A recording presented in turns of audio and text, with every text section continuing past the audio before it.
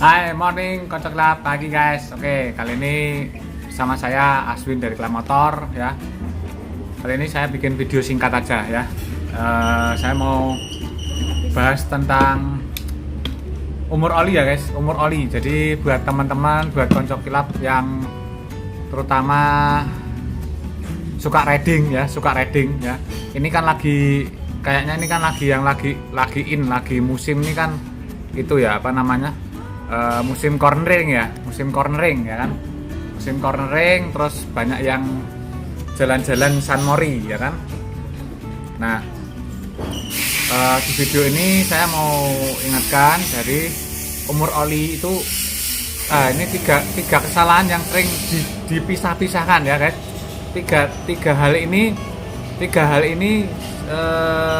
sebagai parameter buat penanda kapan ganti oli ya sebenarnya.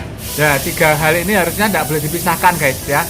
Cuman karena jadi tiga hal ini tuh sering dipisahkan ya. Tiga parameter ini buat kapan ganti oli itu sering dipisahkan ya. Oke, yang pertama itu biasa banyak yang dipakai itu adalah kilometer. Biasanya kilometer, patokan kilometer ya. Jadi kalau kilometer tuh, kalau oli standar itu biasanya 2000 sampai 3000 km ya. Oli standar itu 2000 sampai 3000 km. Tapi dilihat juga dari kondisi jalan dan kondisi cuaca juga ya guys ya. Oke, jadi kalau 3000 km kalau kamu patokan kilometer 3000 km kalau tanpa kena macet-macet itu boleh patokan kilometer ya. Jadi jalannya itu seperti Salatiga di Semarang, Solo ini kan jarang macet seperti di Jakarta, Surabaya ataupun di kota lain ya, atau Bogor juga ya. Jadi kalau patokan kilometer itu kamu boleh boleh lakukan kalau jalan tanpa kena macet-macet ya. Kalau tanpa kena macet-macet, oke, kamu boleh patokan kilometer. Tapi kalau kena seperti di kota Jakarta, kamu sering kena macet, itu patokan kilometer itu tidak bisa digunakan lagi guys ya. Jadi buat teman-teman perawatan motor, terutama mesinnya ya, terutama untuk ganti olinya ya, harap diperhatikan tiga hal ini tuh tidak boleh dipisahkan harusnya ya guys ya. Harus selalu dicek tiga parameter ini. Oke ya, jadi tiga parameter yang dipakai untuk patokan biasa kapan ganti oli itu tidak boleh dipisah ya. Itu menurut saya ya guys ya, menurut pendapat saya ya, ini menurut pendapat saya. Kalau kamu punya pendapat lain yang mungkin lebih bagus, oke, boleh share, silakan komen di bawah. Oke, jadi ini menurut pendapat saya. Kalau kamu punya pendapat lebih bagus, silakan komen, share masukannya ya, komen di bawah. Jadi itu tadi yang pertama ya. Jadi satu, patokan kilometer. Kalau saya sendiri sih, saya juga tiga parameter ini nggak pernah saya pisahkan ya. Jadi patokan kilometer itu tadi satu, kalau kamu tidak pernah kena macet ya, terus pemakaian kendaraan normal ya, tidak pernah kena macet, itu boleh patokan kilometer ya. Tapi kalau misalkan kamu di kota besar sering kena macet, itu patokan kilometer itu tidak bisa dijadikan patokan ya guys ya. Karena apa? Karena pada saat kena macet itu kan meskipun odometer itu tidak jalan, tapi mesin kamu kan tetap kerja ya, mesin tetap nyala. Kecuali kalau pas macet kamu matiin terus jalan, kamu starter lagi, nanti macet lagi kamu matiin, starter jalan, mau jalan kamu starter lagi lah, itu boleh patokan kilometer. Tapi kalau kamu dalam keadaan macet mesin tetap nyala, itu jangan patokan kilometer itu jangan dijadikan patokan ya guys ya. Parameter kilometer itu tadi, odometer itu jangan dijadikan patokan. Jadi kamu harus ingat jam kerja mesin ya, karena apa ya, itu tadi walaupun motormu nggak jalan ya, odometer itu nggak nambah kilometernya, tapi kan mesinmu itu nyala dan jam kerja mesinnya itu tetap jalan ya kan. Nah, itu juga harus kamu pertimbangkan ya. Oke guys, 1 km terus kedua tadi apa, jam kerja mesin ya. Jam kerja mesin itu terutama untuk yang sering kena macet seperti kota besar seperti Jakarta, Surabaya, terus Bogor, terus mungkin kota-kota besar lainnya Medan atau Palembang itu ya. Nah, itu harus diperhatikan. Nah, itu tadi satu parameter kilometer, kedua parameternya jam kerja mesin. Terus yang ketiga itu parameter biasanya yang dipakai ya, itu patokannya adalah bulan ya. Ditanya kamu terakhir ganti oli kapan? Kira-kira 2 bulan yang lalu. Waduh, ini kalau sudah patokan bulan ini yang paling bahaya guys ya. Kira-kira 2 bulan yang lalu. Waduh ini. Terus terakhir ganti oli 3 bulan yang lalu. Terus kamu tiap ganti oli itu tiap berapa lama? Tiap 2 bulan sampai 3 bulan om. Waduh. Nah ini yang bikin repot tuh ini guys ya. Yang patokan bulan ini yang paling bahaya ya. Hati-hati. Ya buat teman-teman yang ganti olinya itu patokan waktu bulan itu, wah itu bulan atau minggu itu paling bahaya ya. Alasannya gini guys, kenapa bahaya? Alasannya gini, kamu patokan biasanya bulan, kamu ganti oli tiap 2 bulan karena gini, kamu sehari jalan berapa kilometer, kamu tahu nggak? Nah saya tanya, kamu sehari jalan itu berapa kilometer? Kalau sehari jalannya 50 sampai 100 km, berarti sebulan itu kamu menempuh berapa kilometer? 1.500 sampai 3.000 km ya kan? Nah, kalau sudah sebulan menempuh 1.500 sampai 3.000 km, itu kan harusnya sebulan sekali harusnya ganti oli. Nah, itu loh. Yang bahaya tuh itu guys ya. Kan harusnya tuh sebulan sekali ganti oli. Lah, padahal kamu saya tanya ganti olinya tiap 2 bulan sekali. Aduh. Pusing kalau gini ya. Itu hati-hati kalau teman-teman yang suka patokan bulan ganti olinya itu hati-hati ya.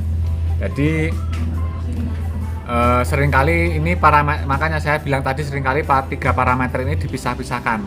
Karena apa? Tidak pernah apa ya?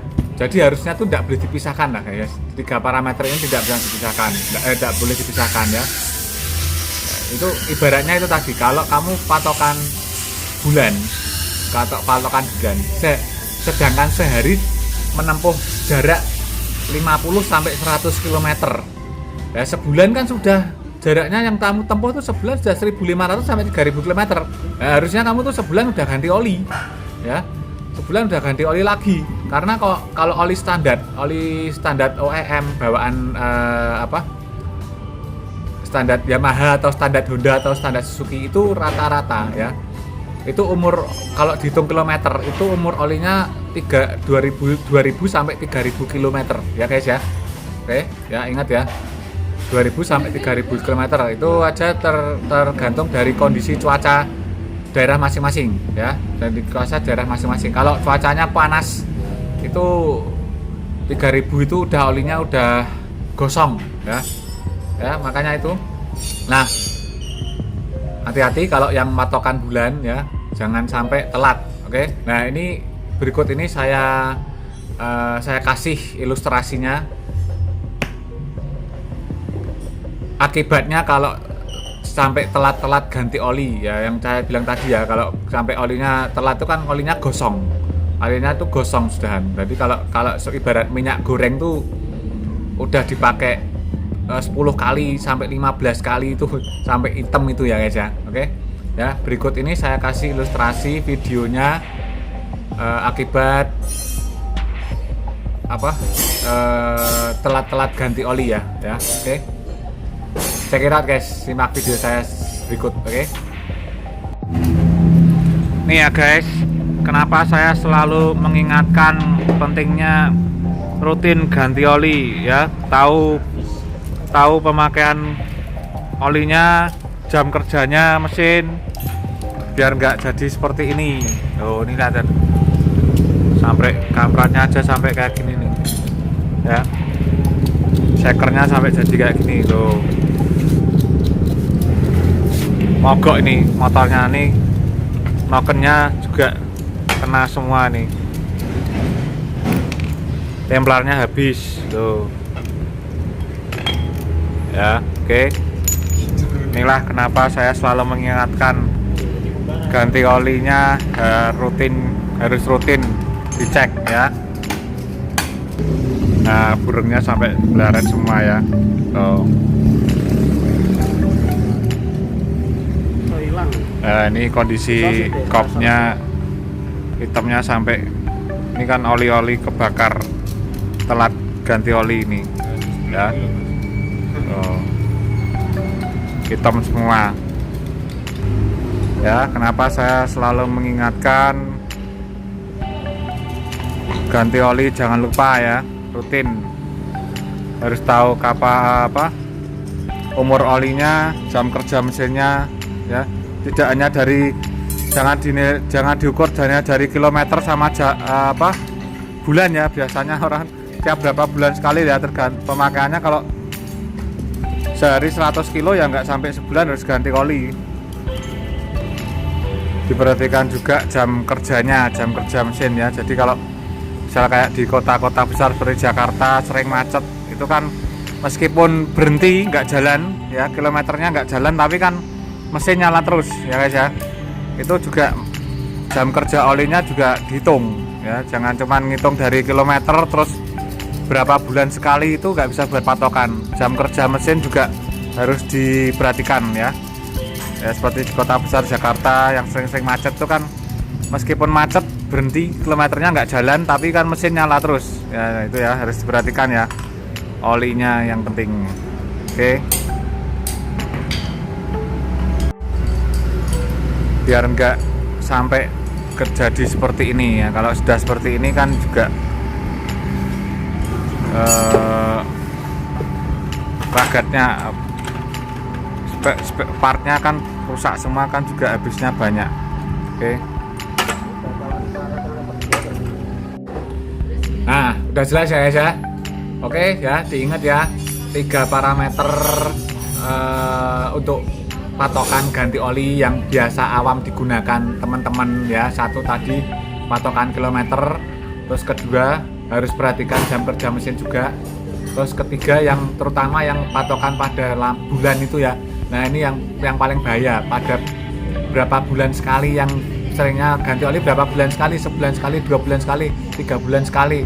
Kalau sebulan sekali oke lah ya, kalau sebulan sekali itu oke lah. Tapi kalau yang sudah 2 bulan sekali, 3 bulan sekali, itu yang bahaya ya.